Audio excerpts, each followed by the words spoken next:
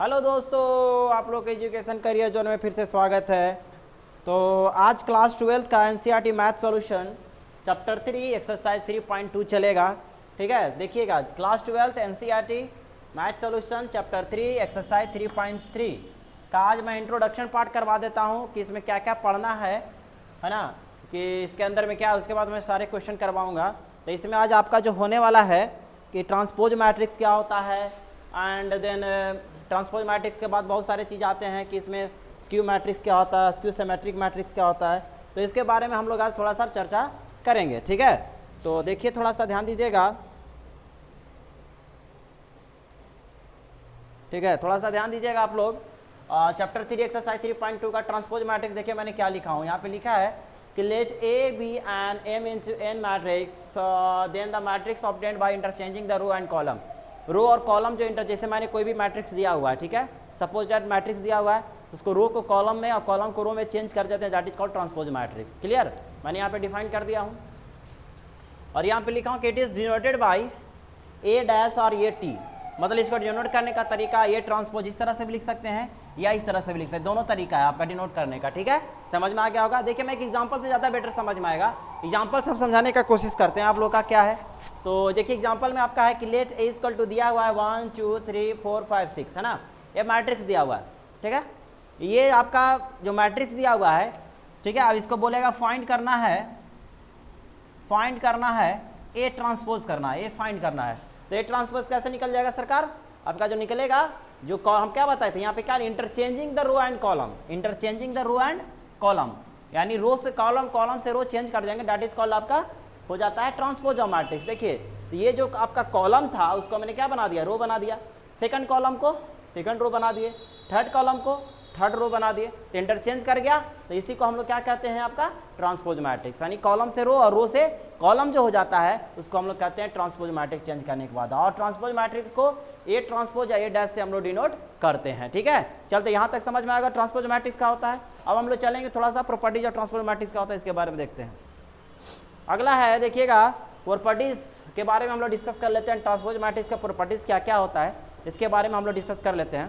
तो देखिए पहला प्रॉपर्टीज क्या बोला है कि ए प्लस बी, अब ये क्या है, ये ट्रांसपोज मैट्रिक्स है, डैश से ट्रांसपोज या टी से भी लिखा रहता है। तो ए प्लस बी का ट्रांसपोज मैट्रिक्स है, ट्रांसपोज प्लस बी ट्रांसपोज हो जाएगा। फिर ए माइनस बी का ट्रांसपोज का क्या हो जाएगा, ट्रांसपोज माइनस बी ट्रांसपोज हो जाएगा। फिर देखिए ट्रांसपोज का ट्रांसपोज चढ़ा है, तो ट्रांसपोज का ट्रांसपोज चढ़ा हुआ है तो क्या हो जाएगा, ट्रांसपोज हट जाएगा तो क्या बचेगा, ये बचेगा। ठीक है, ये मैट्रिक्स हो गया। और फिर देखिए के एक का ट्रांसपोज है, यहाँ पे के क्या है, यहाँ पे के लिखे एनी स्केलर, मतलब कोई भी डिजिट से मल्टीप्लाई हो जाएगा उसका ट्रांसपोज चढ़ाएंगे तो स्केलर जो अलग होगा उसका ए को ट्रांसपोज चढ़ा देंगे। प्रॉपर्टीज और प्रॉपर्टीज जो है ना इसका यूज आएगा आपका जब क्वेश्चन हम लोग चलेंगे एक्सरसाइज 3.2 का 3.3 का।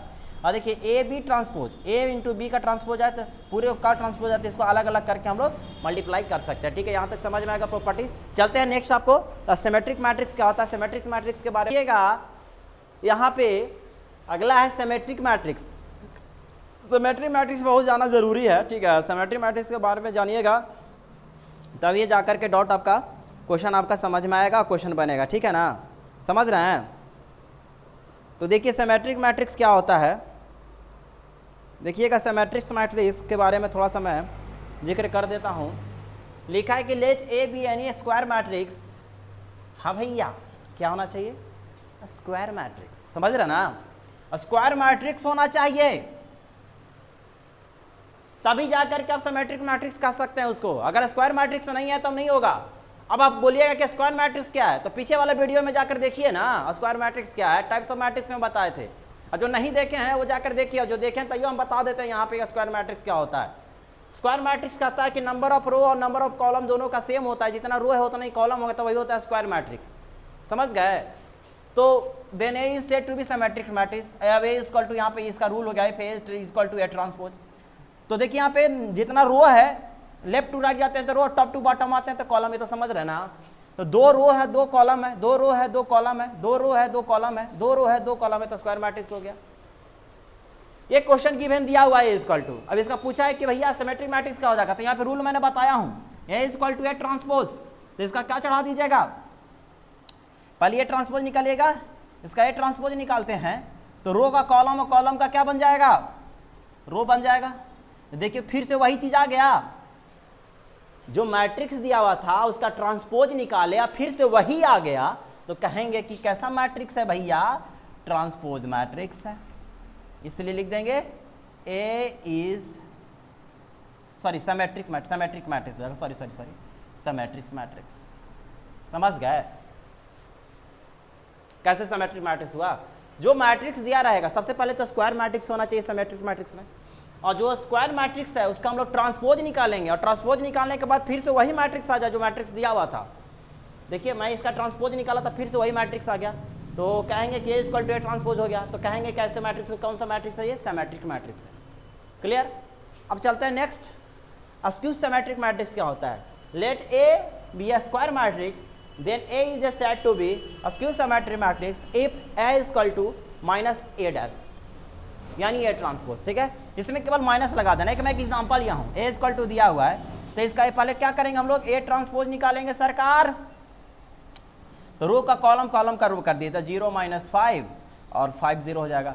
तो देखिए अभी तो मिल नहीं रहा है, तो यहाँ पे क्या चढ़ाइएगा, यहाँ माइनस लगाइएगा, ट्रांसपोज में माइनस लगाइएगा, यहाँ पे माइनस लगाइए, तो यहाँ पे भी माइनस लगाना है, तो जरूर जो प्लस है वो माइनस हो जाएगा, माइनस है वो क्या बन जाएगा, प्लस बन जाएगा। तो बताइए तो फिर ये किसके बराबर आ गया, A के बराबर हो गया, तो कह सकते हैं कि A बराबर -A ट्रांसपोज हो गया। यहाँ पे क्लियर हो गया, स्क्यू सिमेट्रिक मैट्रिक्स हो गया। समझ गए? तो मेन जानना स्क्यू सिमेट्रिक मैट्रिक्स का ये होता है A = -A ट्रांसपोज, और सिमेट्रिक मैट्रिक्स का क्या होता है, A = A ट्रांसपोज। यहाँ तक समझ में आ गया होगा? ठीक है, तो इतना ही था आपका एक्सरसाइज 3.3 चैप्टर नंबर 3 का एक्सरसाइज 3.3 का इंट्रोडक्शन पार्ट में यही था आपका मेन जानना था। क्या क्या जानना था हम लोग को, ट्रांसपोज मैट्रिक्स के बारे में, जो कि मैंने बता दिया, फिर बता दिया था मैं उसका प्रॉपर्टीज बता दिया।